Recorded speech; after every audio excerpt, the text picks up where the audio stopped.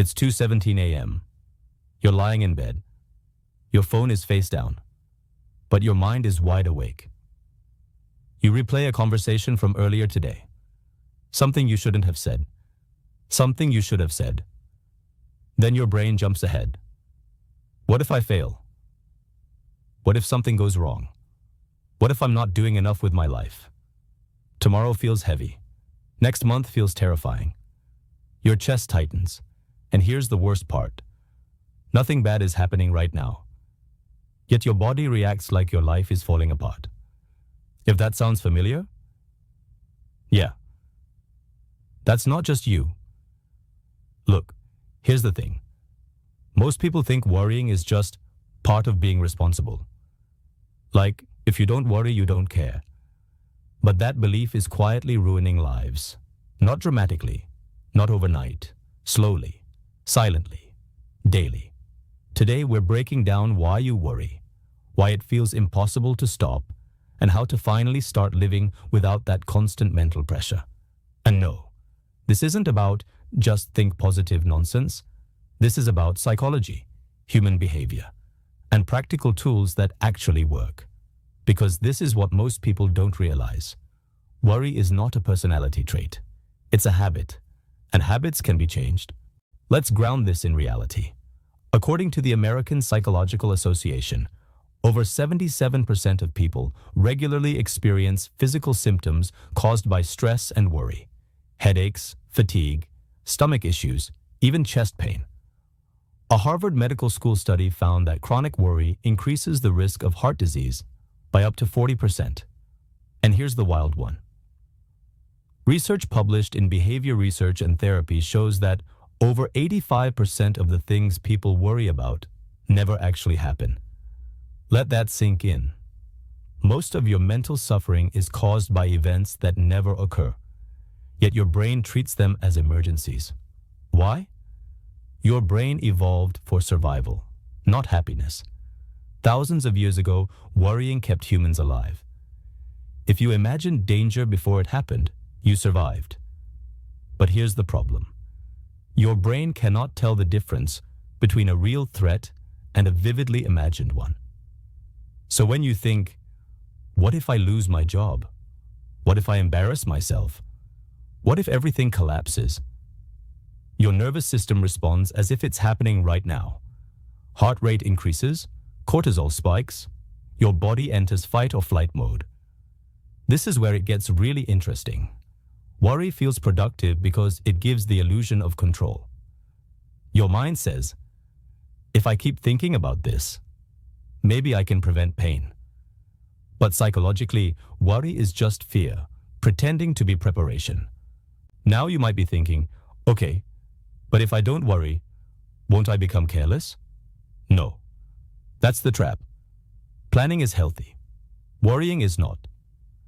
Planning asks, what's the next logical step? Worry asks, what if everything goes wrong forever? One leads to action. The other leads to paralysis. Here's what most people don't realize. Studies from Stanford University show that high anxiety reduces working memory, meaning the more you worry, the worse your decision-making becomes. So worrying about the future actually makes you less prepared for it. One of the most powerful ideas in psychology is this: live in day-tight compartments. Think of your life like a ship. Each day is a watertight section. Yesterday is sealed. Tomorrow isn't open yet. All you truly have access to is today. When you drag yesterday's regrets into today, or pull tomorrow's fears backward into now, you flood the ship. This isn't philosophy. It's neuroscience. Your brain can only handle a limited emotional load. When you overload it with time-traveling thoughts, it collapses. So here's a simple practice. Ask yourself, what do I need to handle today, and only today? Not your entire life, not the next 5 years, just today. Here's a counterintuitive technique that actually calms anxiety. Instead of avoiding fear, face it completely. Step 1. Ask, what's the worst that could realistically happen? Say it out loud. Write it down. Step 2. Ask, could I survive that? Almost always, the answer is yes. Step 3. Ask, what could I do to improve the situation? The moment you accept the worst case, fear loses power. Psychologically, uncertainty creates anxiety. Certainty, even bad certainty, creates calm. This is why people often feel relief after bad news. Worry becomes addictive, not because it feels good, but because it feels familiar. Your brain says, if I stop worrying, something bad will catch me off guard. But here's the truth. You've worried before. Things still happened. You survived anyway. So what did worry actually give you? Nothing, except exhaustion. 3 immediate actions you can apply today. 1. Set a worry window. Give yourself 15 minutes a day to worry, on purpose. Outside that window, you postpone worry. This trains your brain that worry is optional, not automatic. 2. Write it down. Thoughts feel overwhelming in your head. On paper, they shrink. Your brain confuses thinking with solving. Writing turns chaos into clarity. 3. Shift focus to service. One of the fastest ways to stop worrying is to help someone else. Neuroscience shows that acts of service increase serotonin and dopamine. Natural anxiety reduces. When attention moves outward, fear loses fuel. Here's the uncomfortable truth. Worry steals today to protect tomorrow. But tomorrow is never guaranteed. People don't regret failing. They regret not living while they could. They regret being mentally absent, emotionally tense, always preparing instead of experiencing. This is where it gets really interesting. Peace doesn't come from controlling life.